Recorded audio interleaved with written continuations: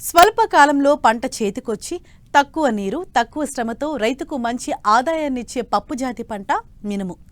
5 ఏళ్లుగా ప్రకృతి విధానంలో రెండవ పంటగా వరి మాగాణంలో పండిస్తూ మంచి దిగుబడి సాధిస్తున్నారు కృష్ణా జిల్లాకు చెందిన ఓ రైతు. ఈ ఏడాది ఎకరంలో D9 రకాన్ని సాగు చేస్తున్నారు. మరో 10 రోజుల్లో కోయనున్న ఈ పంట మంచి దిగుబడి వచ్చే అవకాశం ఉందంటున్నారు.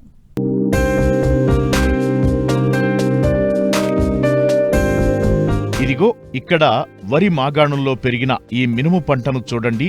ఈ రకం D9. ఒక్కో మొక్కకు 70 నుంచి 80 కాయలున్నాయి.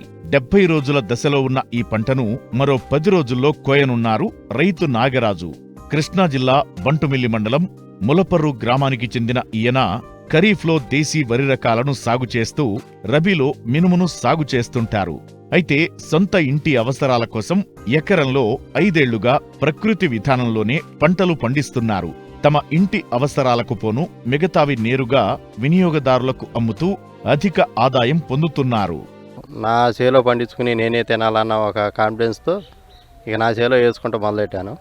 చేసుకుని నేను తినగా మళ్ళీ కొంత మిగిలిన ధాన్యం నేను బయటికి అమ్ముతున్నాను. మిగిలిన బియ్యం 1 కేజీ 80 రూపాయల కాడికి ఫస్ట్లో నేను నవారా పెట్టానండి.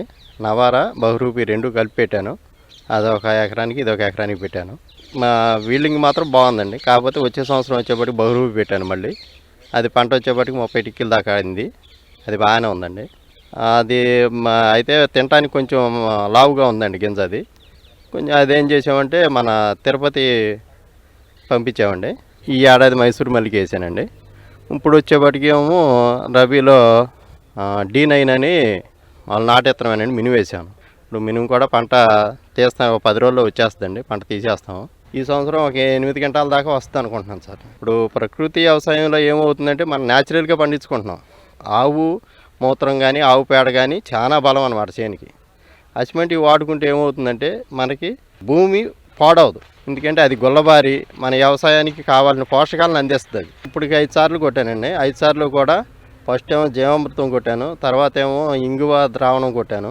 నీళ్లు కాసి ఇంగువ డబ్బా దాంట్లో వేసి తర్వాత ఆవు మజ్జిగ తీసుకుని మజ్జిగను ఈ కలిపి కొట్టానండి. అది బలానికి పనిచేస్తుందండి. బలానికి తెగుళ్ళకి ఇంగువ పనిచేస్తుంది. తర్వాత ఏమో మన రామబాణము, జీవామృతము, అగ్నాస్త్రం ఈ 3 కూడా ఒక 10 రోజుల గ్యాప్లో కొట్టుకుంటే కనుక చేనికి ఎటువంటి తెగుళ్ళు రావండి. వ్యవసాయం పరంగా ఈ 3 కూడా బాగా ఉపయోగపడుతున్నాయి. మనకి మధ్యలో మనకి బలం కావాలి, చేను కొంచెం తరుగ్గా ఉంది అనుకున్నప్పుడు మాత్రం మజ్జిగ ఇంగు దావనం కొట్టుకుంటే కనుక బాగుంటుందండి చేను. మినుములు వచ్చి ఇప్పుడు మార్కెట్ని బట్టే కొంటున్నారండి. కాకపోతే ఏంటంటే మార్కెట్ మీద ఒక 20 రూపాయలు పెంచి అమ్ముతాం. ఇప్పుడు 70 రూపాయలు ఉందనుకోండి, మేము 80 రూపాయలు 90 రూపాయలు అలా అమ్ముతున్నామండి. ఎందుకంటే మేము వ్యవసాయ పరంగా మేము చూసుకుంటే కొంచెం ఈల్డింగ్ తక్కువ వస్తుంది. ఇంకా ఉండంగా కొంచెం డెవలపింగ్ అవుతుందండి. అప్పుడు మామూలుగా మార్కెట్ రేట్నే మేము ఇస్తామండి. గో ఆధారిత వ్యవసాయమే చాలా బాగుందండి. ఇప్పుడు భావితరాలకి బాగా ఉపయోగపడేది ఏంటంటే ఇదేనండి. ఎందుకంటే మనకి ఆరోగ్యపరంగా కానీ లేకపోతే రేపొద్దున పిల్లల భవిష్యత్తులో కానీ బాగా ఉపయోగపడుతుందండి ఇది. ఎందుకంటే మనకి ఇప్పుడు ఉండంగా సౌడు తేలిపోతున్నాయండి. కలుపు మందులు ఈ కొడతం వల్ల ఏం చేస్తుందంటే భూమి అంతా తెల్లగా పొరలాగా పారిపోతుందండి. ఆ పంటలు కూడా తగ్గిపోతున్నాయండి ఉన్న కొంతకి. అదే మనకి ఈ గోమూత్రం కానీ ఆవు పేడ కానీ వేసిన భూమి చూడండి, గుల్లబారి జీవామృతం ఉండి లోపల నుంచి కూడా భూమి సారవంతం అవుతుంది. పంటలు కూడా హీల్డింగ్ బాగుంటుందండి. కొద్దిగా డెవలప్ అవుతుందండి. ఎందుకంటే ఇప్పుడు దాకా కెమికల్ తిని ఉంది కదా, అది కొద్దిగా మారుతుందండి భూమి. అది ఒకసారిగా మారాలంటే మారదు కదండి. చెడిపోయిన భూమి ఒకసారి మారాలంటే మారదు. ఎందుకంటే మనం ఫస్ట్ నుంచి కూడా పురుగు మందులకిను గుణుకులకి వాటికి అలవాటు చేస్తామండి. ఇప్పుడు అది కొద్దిగా మార్పు చెందుతూ వస్తుంది. అందువలన కొంచెం మాకు స్టార్టింగ్లో కొంచెం ఇబ్బందులు ఉన్నాయి.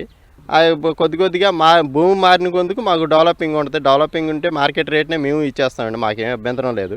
ఎందుకంటే దాని ఈల్డింగ్ వస్తుందండి. మాకు ఖచ్చితంగా చెబుతున్నాము. అది పండగ ఈల్డింగ్ అనేది బాగుంటుందండి మాకు.